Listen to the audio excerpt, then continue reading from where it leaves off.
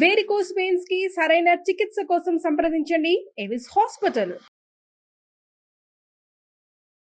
నమస్తే, welcome to Suman TV. ప్రస్తుతం మనతో భారతీ శంకర పీఠాధిపతి వ్యవస్థాపకులు అన్నవరపు తిరుపతి మూర్తి అవధాని గారు ఉన్నారు. వీరితో ఈ రోజు కొన్ని విషయాల్ని మనం చర్చిద్దాం. నమస్తే అండి గురుగారు. ఓం శ్రీ మహాగణాధిపతయే నమః. గురుగారు, మనకి ఇప్పుడు 30వ తారీఖు నుంచి శ్యామలా నవరాత్రులు జరుగుతున్నాయి కదా, వస్తున్నాయి. అయితే మనకి ఆ టైంలో ఎలాంటివి మనం వ్యవహరిస్తే, అంటే పూజలు కానీ ఏమన్నా మనం పాటించినట్లయితే మంచి మనకి ఎలా జరుగుతుంది అంటారు? ఏం జరుగుతుంది? మూలాధారే మహిమ్ని హుతవహనయని మూలమంత్రీ త్రినేత్రీ హారాకేయూరవల్లి అఖిల సుఖకరీ అంబికాయా శివాయా వేదే వేదాంతరూపీ వికటఘనతటీ వీరతంత్రీ భవానీ సౌరీ సంసారయోని సకల గుణమయీ తేద్యశ్రీ ఐం నమస్తే. ఓం. మీ నాయనమ్మ గారిని, అమ్మమ్మ గారిని మీరు చూసే ఉంటారు.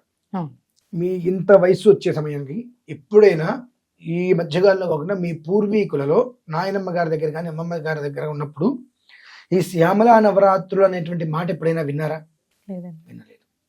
వారాహి నవరాత్రులు ఎప్పుడైనా విన్నారా? వినలేదు. మనకు తెలిసింది దేవీ నవరాత్రులు, దసరా.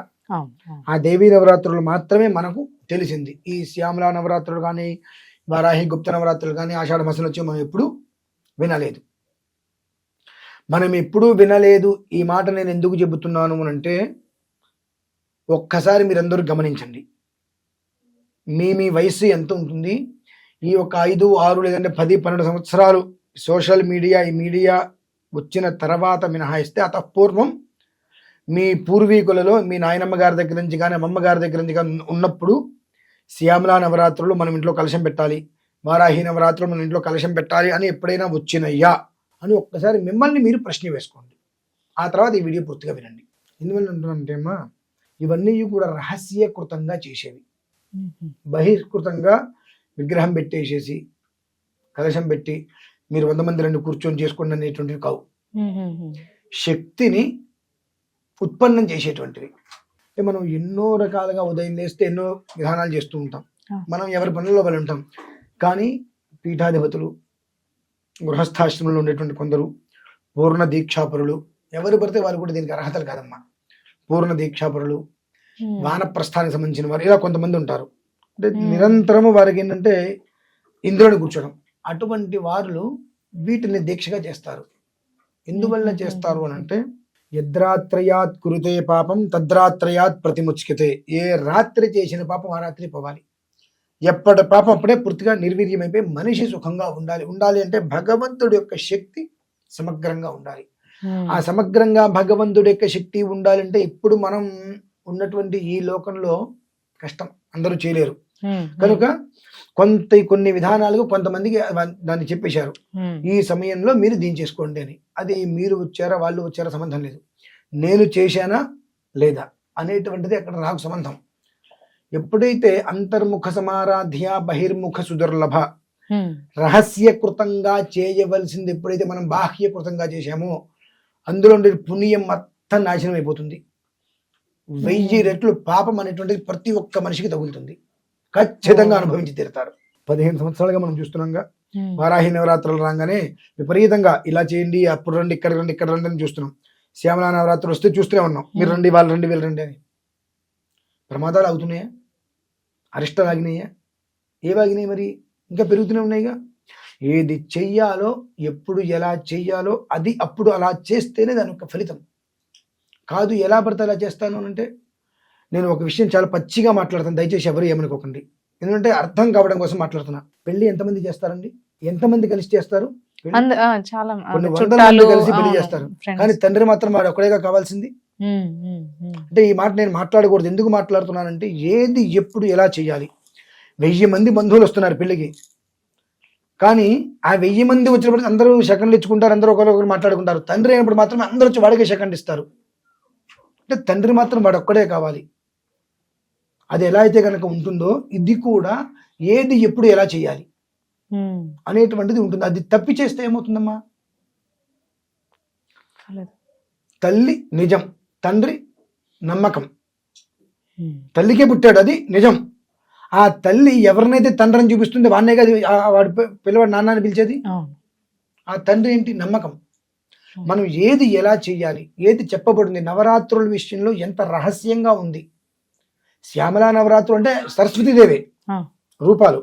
ఇది ఎలా చెయ్యాలి, ఎంత రహస్యకృతంగా చెయ్యాలి అనేటువంటిది కొన్ని లక్షల సంవత్సరాల క్రితమే రచింపబడినది.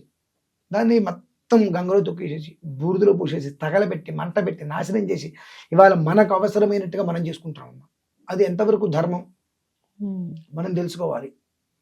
నేను కూర్చుండే ఇక్కడ శ్యామలా నవరాత్రులు నేను చేస్తున్నాను, మీరందరూ బయలుదేరి రండి, పూజకి రండి, తలా ఇంత కట్టేసండి అంట. వస్తారు, అందరికి అంత పాపం నేను పంచినట్టేగా. శ్యామలా నవరాత్రులకు రండి అని అంటున్నారు. అసలు ఏంటిది? నా చిన్నప్పటి నుంచి నేను ఎప్పుడు వినలేదే. నాకు తెలిసింది దసరా దేవి నవరాత్రులు, దసరా నవరాత్రులు ఒక్కడే తెలుసు, ఇవన్నీ తెలీదు. దీన్ని ఎలా తీసుకొస్తున్నారు ఫస్ట్ ఆఫ్ ఆల్. 2, నాకన్నా మీకన్నా వాళ్ళకన్నా ఇప్పుడు ఇక్కడ వచ్చి కూర్చొని చెప్పే వాళ్ళందరికన్నా కూడా కంచిపీఠాధిపతులు శృంగేరి వారు చాలా గొప్పవారే కదా, చక్రవర్తులు. ఆదిశంకరాచార్య వారి నుంచి వచ్చిన వారే కదా. వారు ఎప్పుడైనా మీరు వారాహి నవరాత్రులు కూర్చొని చేయండి అని చెప్పారా? మనం వెళ్ళలేదు కదా. శ్యామలా నవరాత్రులు కూర్చొని చేయండి అని చెప్పారా? అంటే అంతకన్నా గొప్ప వాళ్ళమా మనము? మామూలుగా అడుగుతున్నా నేను. అంటే 800 సంవత్సరాల పూర్వం ఆదిశంకరాచార్య స్వామి వారు వచ్చి, ఈశ్వరుడే కదా వారు వచ్చి ప్రతిష్ఠ చేసినప్పుడు చిత్రామణాలు వారెవరు కూడా ఈ నవరాత్రులు మీరు ఇలా కూర్చొని చేయండి అని చెప్పట్లేదు కదా. మరి మనం చెప్తున్నామంటే వారకన్నా మనం గొప్ప వాళ్ళమా? మరి మనం ఆలోచించుకోవాలమ్మా. సగటు ఒక మనిషి, నా చిన్నప్పటి నుంచి ఎప్పుడు వినలేదు, ఇప్పుడు వింటున్నాం. ఇవి మనకెందుకు? దైవిక శక్తి, ఒక సాంప్రదాయం అనుసరించి వెళ్తాయి. నమస్కారం చేసుకోవడం దీనికి కూడా ఉంది. నీకు ఒకవేళ ఇష్టం ఉంది, లలిత అమ్మవారి ఫోటో పెట్టుకో ఇంట్లో. కలిశాలు వద్దు, లలిత అమ్మవారి ఫోటో పెట్టుకో. ఏదైనా శ్యామల అమ్మవారు, సరస్వతి అమ్మవారు కదా. దివ్య సింహాసనాసీనాం సుఖవీనా రసత్కరాం సంగీత మాతృకాం వందే వరదాం సుస్మితాసనాం రాజే శ్యామలాం. ఈ శ్లోకాన్ని గోపికంతో పారాయణ చేసుకో. దీనివల్ల ఏమవుతుంది? ఇది బీజాక్షర సంపుటి కాదు, మానసిక పూజ అమ్మవారిది. ఫోటో పెట్టుకో, రోజు ఉదయం ఒక 10 నిమిషాలు కూర్చో, ఒక 9 సార్లు 90 సార్లు పారాయణ చేసుకో, అంత బెల్లం ముక్కలు వేదన పెట్టుకో. దీనివల్ల ఏమవుతుంది అంటే నీకు ఏదైనా ఉండేటువంటి ఉద్యోగరీత్యా కానీ ఏదైనా సమస్యలు ఉన్నాయంటే గట్టెక్కుతావు. అంటే నేను కలశం పెడతా, అర్చన చేస్తా, ఆరాధన చేస్తానంటే అది ఖచ్చితంగా పుణ్యమేమో కానీ పాపమైతే ఇస్తుందమ్మా. మన ఇష్టానుసారము ఏది పడితే అది చేసుకోవడానికి అర్హత లేదు. నేను ఇలా చెప్తా కాబట్టి అన్నం కాకుండా అనవసరమైన పదాలు తినేవారందరూ కూడా నా మీద ఎగసపడుతుంటారు ఇష్టం వచ్చినట్టుగా. అంటే వారికి విషయ జ్ఞానం లేదు, విషయ పరిజ్ఞానం లేదు, వాస్తవం అంటే ఏంటో తెలియదు. ఇటువంటి వెధవలకి ఏమైనా చెప్పినా అనవసరం. కాబట్టి ఏంటంటే వాస్తవం అనేటువంటిది చెప్పాలి. అది కటువుగానే ఉంటుంది. దగ్గు వచ్చిందనుకోండి, కరక్కాయను పటికి బెల్లం బొగ్గన పెట్టుకుని అంటారు, దగ్గుతుంటారు. ఆ దగ్గు వచ్చినప్పుడు పటికి బెల్లం దగ్గర పెట్టుకుంటే కష్ట పెరుగుతుంది. కరక్కాయ ఒక్కటి పెట్టుకుంటే తగ్గుతుంది. కరక్కాయ ఒక్కటి మనం పెట్టుకోగలమా? చేతిగా వగరగా ఉంటుంది. ఆ వగరు తగ్గించడం కోసం కరక్కాయ పక్కన చిన్న పటికి బెల్లం ముక్క పెట్టుకుంటే సరే కాస్త తగ్గినా ఆ వగరు దీన్ని కొట్టేస్తుంది, కనీసం తగ్గుతుంది కొంచెమైనా అని చెప్పి ఆ 2 కల్పిస్తాడు. నీకు పూర్తిగా తగ్గిపోయిన తర్వాత బెల్లం కిలోలు తిను, అప్పటివరకు కరక్కాయ తిను, కష్టమైన నష్టమైన చెప్పి మొహం మీద చెప్తా. కాబట్టి కొంతమంది నీకు నచ్చితే ఎంత, నచ్చకపోతే ఎంత. నీకు నచ్చడం కోసం నేను చెప్పట్లా, విషయం చెప్తున్నా. వింటే బాగుపడతావు, వినలేదనుకో అలానే ఉంటావు. నీ జీవితాన్ని ఎవరు బాగు చేయలేరు, నీ జీవితం నువ్వే బాగు చేసుకోవాలి. విని అర్థం చేసుకుని ఆచరించుకుంటే బాగుపడతావు. లేదనుకోండి ఇంతే ఉంటావు, అంతే ఉండు. కాబట్టి నవరాత్రులు అనేటువంటిది మనం అందరం కూడా కలిసి చేసుకునేటువంటిది దసరా నవరాత్రులే. తర్వాత వచ్చేటువంటి ఏవి కూడా జనానికి ఉపయోగమైనవి కావు. జనం అంటే ఉపయోగం అంటే జనాలు చేసేటువంటివి కావు. నాలాంటి వారు దీక్షగా కొన్ని ఒక మాట చెప్తాను మీకు. ఈ వారాహి నవరాత్రులు కావచ్చు, శ్యామలా నవరాత్రులు కావచ్చు, కొన్ని రాత్రిపూట చేసే ప్రక్రియలు ఉంటాయమ్మా. అవి నేను చేస్తా, 10 మందిని పిలుస్తా. నేను ఏదో బొరుదు గుమ్మడికాయ పెడతాను, దానికి ఏదో చేసినప్పుడు అమ్మాయి నేను ఏదో తంత్రం చేస్తున్నా అనుకోవడానికి అవకాశం ఉంటుంది. ఆ అక్షతలు కూడా నేను నలుపుతో కలిపి తయారు చేస్తాను. సపోజ్ చూసినప్పుడు ఏమనిపిస్తుంది మనకు వెంటనే, మా అమ్మ ఏదో చేస్తున్నా అంటే ఇవన్నీ కూడా అమ్మవారికి శక్తినిచ్చేటువంటివి. కాబట్టి అమ్మవారికి శక్తినిచ్చేటువంటివి మనం గుళ్ళలో నివేదన పెడుతుంటే కష్టం వేసేస్తారు. ఎందువలన? దృష్టి పడవద్దు. 10 మందికి చేసేటువంటి విధానానికి అమ్మవారికి చేసే విధానానికి తేడా ఉంటుందిగా. అమ్మవారికి శక్తిని మనం సమకూర్చే విధానం, శక్తిని పెంపొందించే విధానం చేస్తున్నప్పుడు అది ఎవరి దృష్టి పడకూడదు. కాబట్టి రహస్యంగా చేసుకోవాలి. ఆ రహస్యంగా చేసేటువంటి దాన్ని కూడా బట్టబయలు చేస్తున్నారంటే ఇంక అర్థం ఏంటమ్మా. 2, ఈ శ్యామలా నవరాత్రులు అండి 9 రోజులు ఒక్కొక్క రోజు ఒక్కో రకంగా చేయాలి. ఈ రోజు ఈ ప్రసాదం పెట్టండి, ఈ రోజు కర్పూరం పెట్టండి, ఈ రోజు ఖర్జూరం పెట్టండి, ఈ రోజు ఈ ప్రసాదమే పెట్టండి, నేను చెప్పిన టైంలోనే పెట్టండి అని చెప్పి అనుకుంటే లక్షల వ్యూవర్షిప్ వెళ్తుంది.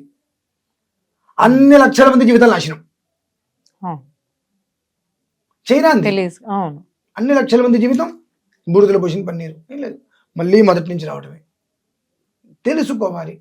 ఇవాళ కాకపోతే రేపైతే ఇంకో 10 ఏళ్ళకైనా తెలుసుకుంటే అక్కడి నుంచి జీవితం బాగుపడుతుంది. కాబట్టి శ్యామలా నవరాత్రులు అనేటువంటిది బహిర్గతంగా చేసేటువంటిది కాదు, అంతర్గతంగా నేను నా పీఠంలో చేస్తే మీకు చెప్పాల్సిన అవసరం నాకు లేదు, మీకు చెప్పాల్సిన అవసరం నాకు లేదు, నేను చేసుకోవాలి. ఒకవేళ మీకు ఎందుకు చెప్పాల్సి వస్తుంది, ఒకవేళ చెప్పాల్సి వస్తే ఆ నవరాత్రులు జరగడానికి ఖర్చు కావాలి. ఖర్చు నేను ఒక్కరిని భరించలేను కనుక మీకు చెప్తా. మీరందరూ తలా రూపాయి ఇచ్చారనుకోండి, ఆ రూపాయి ద్వారా పూజ వెళ్తుంది. ఆ రూపాయి ఫలితం ఎవరికి వస్తుంది? ఇప్పుడు ఆ పూజ నడవడానికి కారకులు ఎవరు అయ్యారు? ద్రవ్యం సమకూర్చడానికి మీరు అయ్యారు. అండ్ ఆ రకంగా మీకు ఆ పుణ్యం రావటమే తప్పితే నేను కూర్చొని కుంకుమ వేస్తాను, నేను కూర్చొని అక్షతలు వేస్తాను, పూలు వేస్తాను, పుష్పాలు వేస్తాను, ఇంకో తీసుకొస్తాను, మెళ్ళోకి వజ్రాలు దండేస్తాను, ఉపయోగం లేదు. అక్కడ జరిగేటువంటి దానికి మన కృతంగా ఏదో ఒక ద్రవ్యం వెళ్ళాలి. మనం ఉండక్కర్లా, మనం ఉండాల్సిన అవసరం లేదు.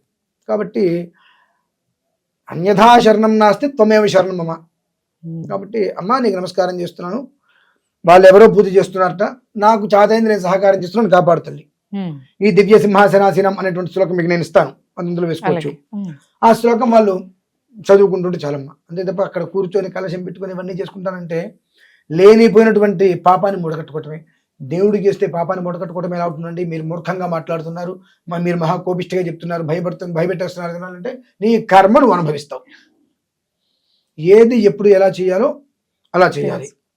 నీకు ఇది చేస్తే మంచిది కాదు నాన్న అంటే నేను దేవుడి పూజ చేస్తా అంటే ఇక నీ ఇష్టం. దేవుడి పూజ కాదు అక్కడ విధానం, అక్కడ రహస్యకృతంగా చేయవలసింది. బీజాక్షర సంపుటితోటి, బీజాక్షర మాలతోటి రహస్యంగా చేయవలసింది. తలుపులు వేసుకొని దగ్గర కూర్చొని. వరాహేమవారు ఉన్నారుగా కాశీలో, మరి ఉదయం కానీ మూసేస్తున్నారుగా, వాళ్ళు పెచ్చవధాలా, ఇంతమంది జనాలు వస్తున్నారుగా, తలుపు తీసేట్టు పెడితే వాళ్ళకి డబ్బులు వస్తాయి, ఎందుకు తీసేట్టు పెట్టట్లా? విధానాలు ఉంటాయి.